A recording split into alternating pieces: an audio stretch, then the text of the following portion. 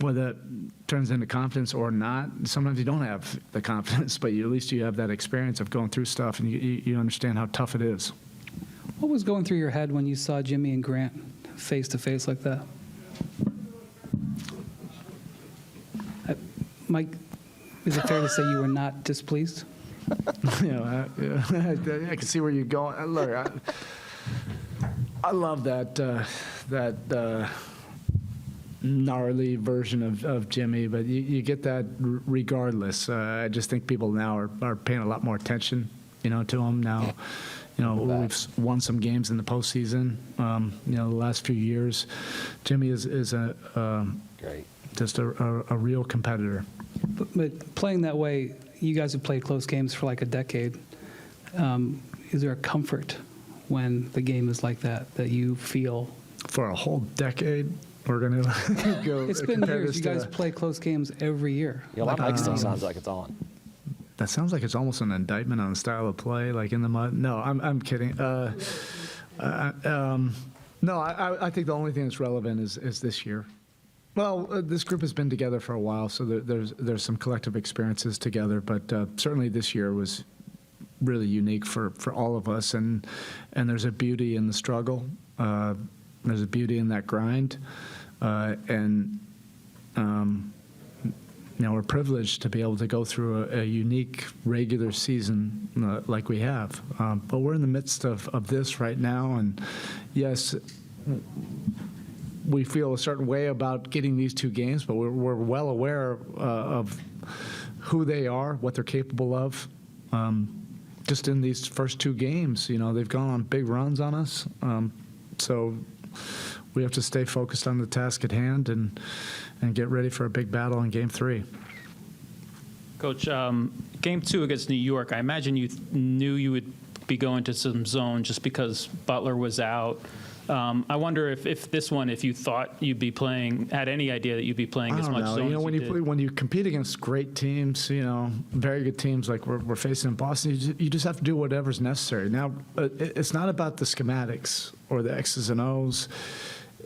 You could invent a new defense. If you're not committed to doing tough things, that's what this is about, doing tough things. Like these guys are not easy to defend.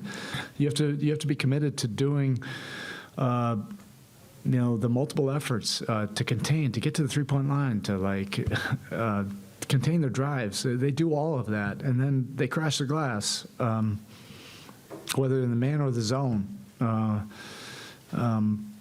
But our guys have kind of wrapped their minds around that, how tough it is in the postseason. Erik over here, you've obviously been asked a lot about the undrafted story and having so many players along those lines. Yeah, that's kind of played out. Well, yeah. my question. Not even that's so disrespectful to keep on talking about that way. Like Gabe has been with us. He's a veteran. Yes. He's a seasoned veteran. I have not even bothered to look at the playoff experience, but he's got as much playoff experience as anybody in this postseason. He's been with us since the bubble. Like that storyline is over. These guys have proven themselves as competitors and winning players. Maybe they feel a certain way about it, but they have the full trust of everybody in our locker room. And this is just about the Heat versus Celtics right now. Well, my question along those lines is, what are the intangibles that those types of players have that you typically look for that maybe are showing up right now in the playoffs? Yeah, I mean, you see it. It's on display. Competitive will, competitive spirit, toughness, understanding how tough it is to win. And there's a humility to that. It's a tough balance to have that razor's edge, but also have a humility, and a respect for the opponent. Those guys have that for sure.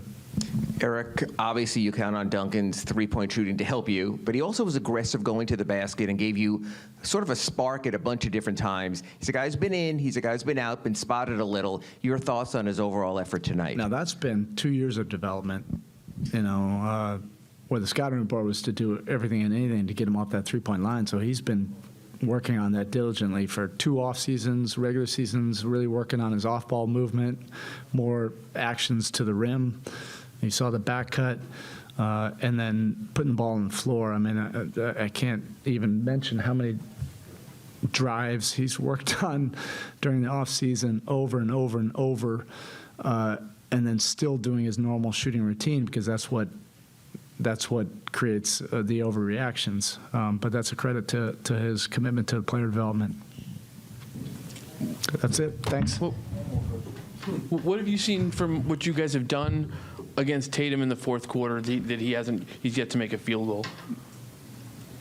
I don't like thinking about that.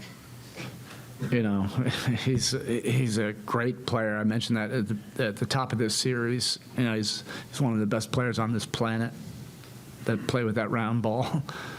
You know, sometimes it's make or miss in this league. We're aware of, you know, if you think that he's going to keep on, you know, if he's going to miss at some points in the game, we know what he can do in the fourth quarter. We were watching, you know, that previous series. He's a great player. He deserves the respect, you know, of our efforts to try to, you know, make it tough. But great players, you know, they can go above and beyond. Well, has the respect that your guys have had for him caused them to kind of raise their execution to slow him in that fourth quarter? Our guys, yeah, I don't know. You know, sometimes it's make or miss. You know, he's fully capable of making, you know, some of these shots. So it always looks better if you get the win.